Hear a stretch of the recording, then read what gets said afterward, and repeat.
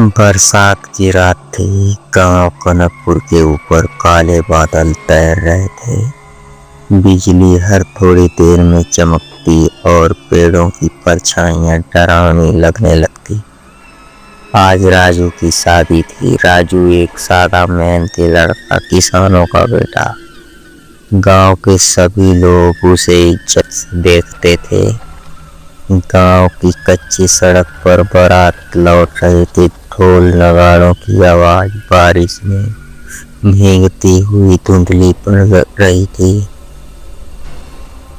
लोग नाचते थे, लेकिन अभी बात किसी को पता नहीं थी कि दुल्हन कौन है, कहाँ से आई है। बस ताई जी ने कहा था, बहुत अच्छे घर की लड़की है, बस कुछ मजबूरियां हैं, ज्यादा मत। बारात जब घर पहुंची तो दुल्हन पालकी से उतरी। सिर पर घूंघट कस कर रखा हुआ, ऊंची पतली और चुप। रंजना यही नाम बताया गया था। राजू जब फेरे ले रहा था, उसे लगा जैसे रंजना के पैर जमीन को छू ही नहीं रहे हैं। लेकिन उसने सोचा शादी की घबराहट होगी। सब रस्में पूरी हुई, शादी देर रात खत्म हुई। राजू के दोस्त मजाक में बोले, अब सुहाग रात मना ले वीर, और सब हंसते हुए चले गए। कमरा फूलों से सजा था। मोमबत्ती की मध्यम रोशनी बाहर, बारिश की बूंदें खिड़कियों पर दस्तक दे रही थी। राजू धीरे से कमरे में गया। रंजना बिस्तर पर बैठी थी, बिल्कुल चुपचाप, घूंघट झुका हुआ। राजू पास बैठा और हल्की मुस्कान के साथ बोला, रंजना डर रही हो क्या? आज तो हमारी पहली रात है। और कोई जवाब नहीं आया। उसने घूंघट उठाने को हाथ आगे बढ़ाया ही था कि एक बर्फ जैसे ठंडे हाथ में उसका हाथ पकड़ लिया।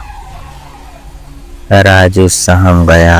रंजना की आवाज बहुत धीमी और भारी थी, घूंघट मत उठाना, मैंने कहा था ना मैं मरी हुई हूँ। राजू का दिल धड़कना भूल गया। क्या? उसकी आवाज कांप गई। रंजना ने धीरे धीरे अपना चेहरा ऊपर उठाया। घूंघट अपनी जगह था, लेकिन उसके अंदर से एक खून से लथपथ आंसू बाहर निकलकर उसके हाथ पर टपका। राजू की चीख आधी में दब गई। बाहर अचानक तेज हवाएं चलने लगी। खिड़की अपने आप खुल गई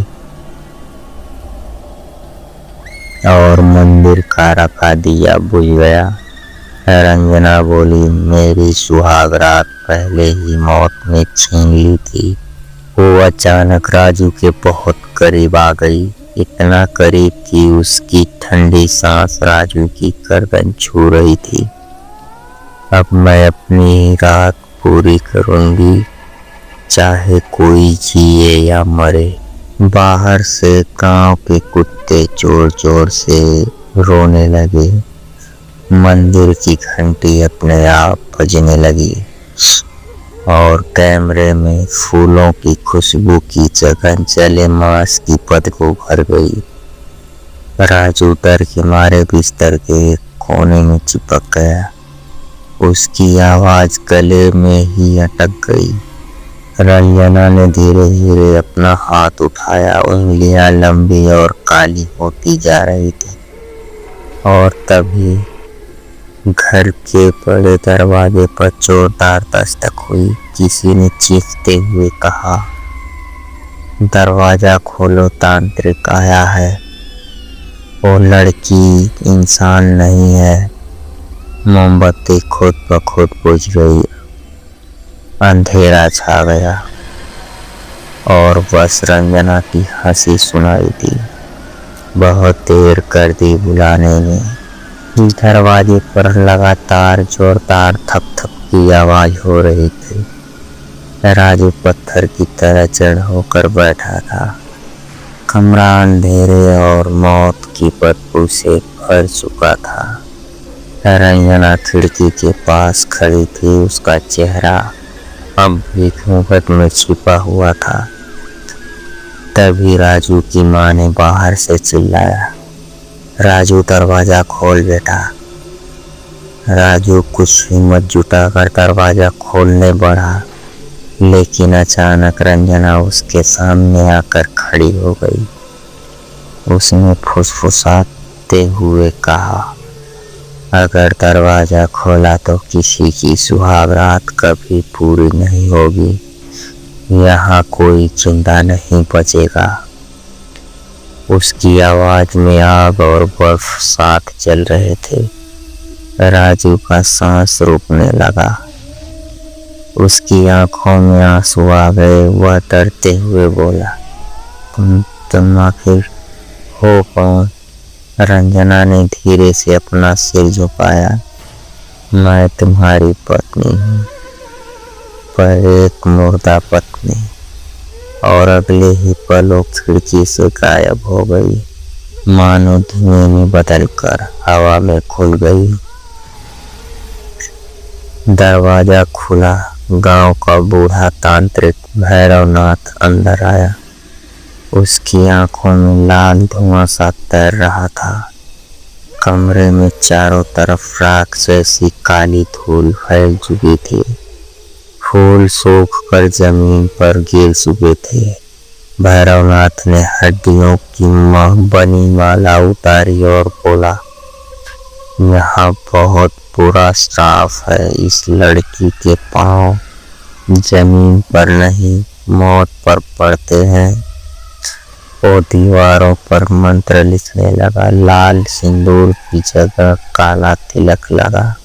राजू कांपते हुए पूछ बैठा, रंजना कहाँ गई? तांत्रिक ने तीखी आवाज में कहा, उसी जगह जहां से उसे नहीं आना चाहिए था। बाहर लगातार तेज हवा चल रही थी। खिड़की की जाली में से एक लंबी काली मांग का सिंदूर हवा में लहराता दिखाई दिया, जो अपने आप फैलते फैलते लंबा होता जा रहा था। तांत्रिक चौंकते हुए बोला, भागो, वो आ रही है। दरवाजा के पीछे से चीखें आने लगी। गांव की औरतें चिल्ला रही थी, दुल्हन छत पर दौड़ रही है, वो इंसान नहीं है। भैरवनाथ ने तेजी से मंत्र पढ़ना शुरू किया, जमीन पर जनता चक्र बनाते हुए। ओम काल रूपाय नमः, मृत्युंजय रुद्राय नमः।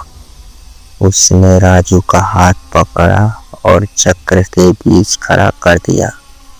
जब तक तुम इस घेरे में है, ये दुल्हन तुझे नहीं छू पाएगी। लेकिन तभी थप भारी आवाज के साथ छत से कुछ किया। राजू ने डरते हुए ऊपर देखा। वो सारे की नीम पर रंजना उल्टी लटक रही थी। उसके बाल नीचे लटक रहे थे और घूंघट हट चुका था। चेहरा पूरी तरह जल चुका, आंखें गड्ढों में बदल चुकी, जुबान 3 इंच बाहर काली खून से सनी हुई। उसने उल्टा लटकते हुए राजू की तरफ मुस्कुराया, पति देव आपकी तरह ना गई। और तुरंत चारों हाथ पैर कीड़ों की तरह फैलकर दीवार पर रेंगने लगे। राजू की ओर बहुत तेज बढ़ने लगे। भैरवनाथ चिल्लाया, मत देख उसकी आंखों में, मत देख, वो तेरी सांस चुरा लेगी। लेकिन देर हो चुकी थी। रंजना ठीक राजू के सामने आ चुकी थी। उसकी आंखों में अंधेरा भरा हुआ, इतना गहरा कि वो जिसने भी देखा वो खुद अंधेरे का हिस्सा बन गया।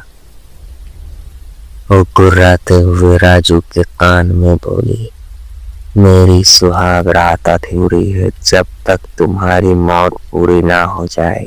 राजू ने पूरा शरीर कांपते हुए महसूस किया किसी ठंडी चीज ने उसकी गर्दन पकड़ ली है और उस क्षण कमरा हिलने लगा जैसे घर की नींव जमीन छोड़ रही है। बाहर लोग भगवान का नाम पुकार रहे थे, कुत्ते चीख चीख कर रो रहे थे। तभी अचानक तांत्रिक जमीन पर गिर पड़ा। किसी ने उसकी गर्दन दबा दी थी। भैरवनाथ की आवाज घोटती हुई निकली, भाग राजू वरना शादी मौत में बदल जाएगी। और जैसे ही राजू भागने को मुड़ा, रंजना की जोरदार चीख गूंज उठी, जहां दूल्हा वही दुल्हा और सब कुछ अंधेरे में डूब गया।